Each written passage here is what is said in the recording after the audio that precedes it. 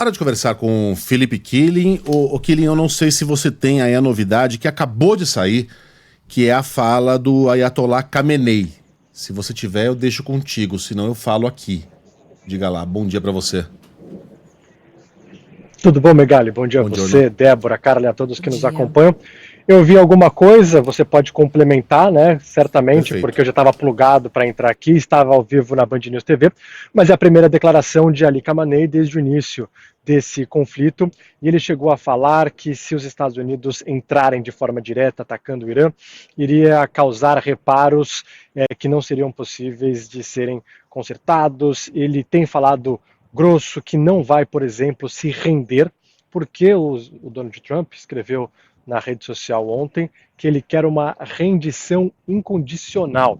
E o Irã está bastante enfraquecido, né? Então o que resta ao Irã? Falar grosso. E por que o Irã está enfraquecido?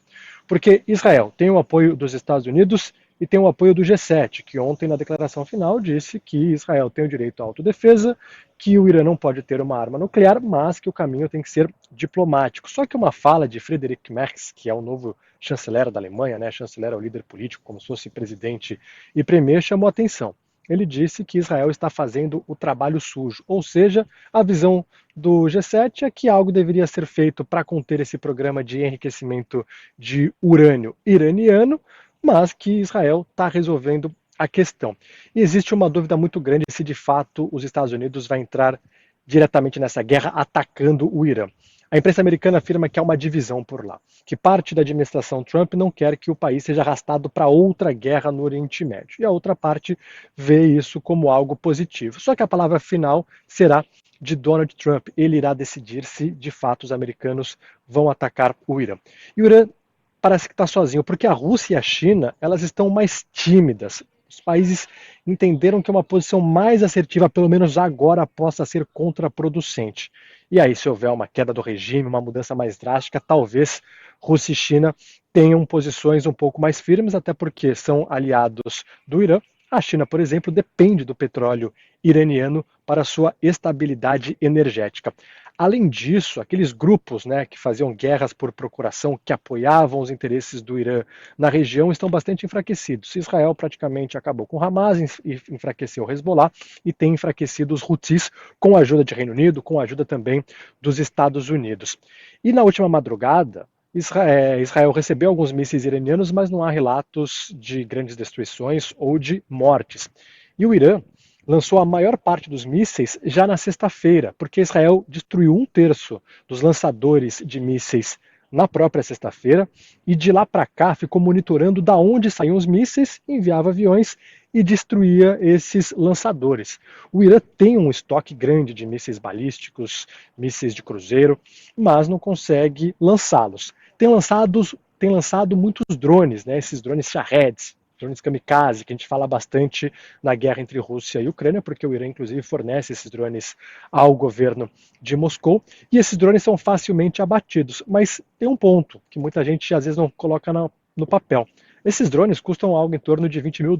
Para você abater um drone desse, você precisa muitas vezes lançar mísseis que custam até $1 milhão e também deslocar aviões, então acaba sendo algo bastante caro. Mas se você analisar, o Irã está bastante enfraquecido, sem falar também na questão econômica, já que há anos sofre sanções, então o governo está falando grosso, porque é mais ou menos o que restou. Se você olhar o que tem acontecido no campo de batalha, nesses mísseis, dá para ver claramente que o Irã está enfraquecido, e na diplomacia não apareceu até agora uma posição firme de países que poderiam de fato resguardar o Irã, como a Rússia e a China, ao contrário de Israel, que tem os Estados Unidos ali do lado, e o G7 ontem após a cúpula que aconteceu no Canadá.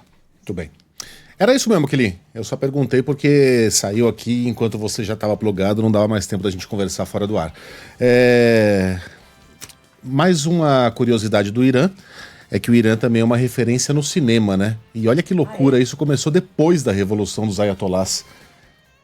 Que coisa louca, né? Parece que uma coisa não conversa com a outra, um regime teocrático e um investimento na arte, na investimento cultura, na arte, na cultura, e com filmes que são independentes, né? Que não fazem propaganda do regime, não é nada disso. O Irã já recebeu 3 indicações como melhor filme estrangeiro e já ganhou 2 Oscars. E para pessoas muito calendário ignorantes... de lá vocês já falaram também? Do quê? Do calendário? O calendário iraniano? Não, é o Irã é um país... Como assim? O Irã é o maior país persa do mundo, né? Então ele tem particularidades ali que às vezes são muito diferentes para nós. Conta aí do calendário, Kilin.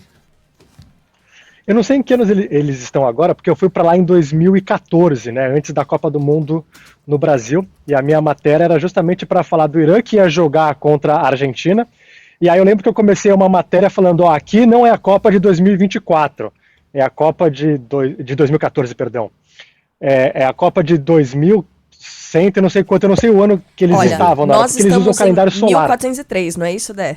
É 1404, calendário persa, também chamado de calendário iraniano, que é baseado no ano solar. Começa no equinócio da primavera. E aí, para converter para calendário gregoriano, o ano 1404 persa... começou no dia 20 de março de 2025. É bem confuso, né? É. E termina em 21 de março do ano que vem, de 2026. Então, 2014, É bastante confuso. 1403 menos Exato. 10.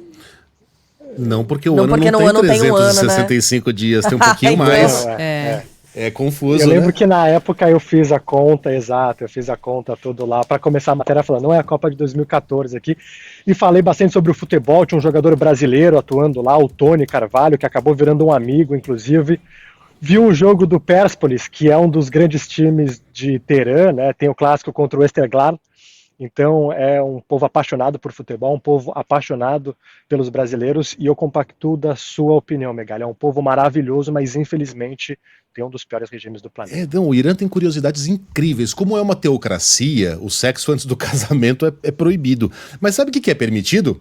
Casamentos de curto prazo. Eu posso me casar com uma pessoa por 2 dias. Estamos nos casando, o Estado dá autorização para que nós saciemos os nossos desejos sexuais. E depois de 2 dias, exaustos, nós recebemos ali um divórcio. Aí uma boa ideia, hein? E vida que segue.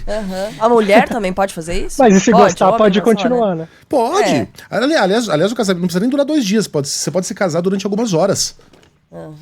Aí o homem pode se separar e a Deixa eu mulher ver é se eu gosto, apedrejada né? até a Deixa eu ver se morte, eu né? gosto. no Aí Irã. o homem, Drive. aí o homem segue a vida, a mulher é apedrejada. Isso, é. E pronto, vida que segue. Olha, 2014 era o ano Meu de Deus. 1393. Você faz uma conta, adiciona ou subtrai, no caso, 621 ou 622 anos, dependendo da época do ano. Essa é a conversão do calendário gregoriano, que é o nosso calendário comum, para o calendário iraniano. Então, 2014 menos 621 era a Copa de 1393. Você vai resgatar a sua reportagem, Killing. Aí depois me corrija se eu vou estiver resgatar. errada. Não podia andar de bermuda lá, eu saía de calça, num baita calor. E tatuagem também não é permitido, né? E eu tenho uma tatuagem de cruz no braço, as pessoas levantando minha camiseta. Cruz ainda. Eu falei, meu Deus. Exato. O ônibus é dividido, né? Mulheres na frente, homens atrás. E até entrevistei uma mulher perguntando sobre isso. Ela falou: olha, eu gosto desse esquema, porque os ônibus são muito lotados aqui e isso impede, de repente, de algum cara ficar encoxando a gente. Então, ela falou que gostava. Enfim, tem algumas particularidades no país. Ô, Kilin, você tá conosco amanhã? Tô na área. Boa. Vamos fazer um apanhado aí, um almanaque de curiosidades, informações históricas do Irã. Amanhã a gente tem mais tempo para conversar, então a gente pode se estender um pouquinho mais, fechado? Combinado, até amanhã. E já fica o convite para que o pessoal nos acompanhe amanhã, em pleno feriado. 8h21.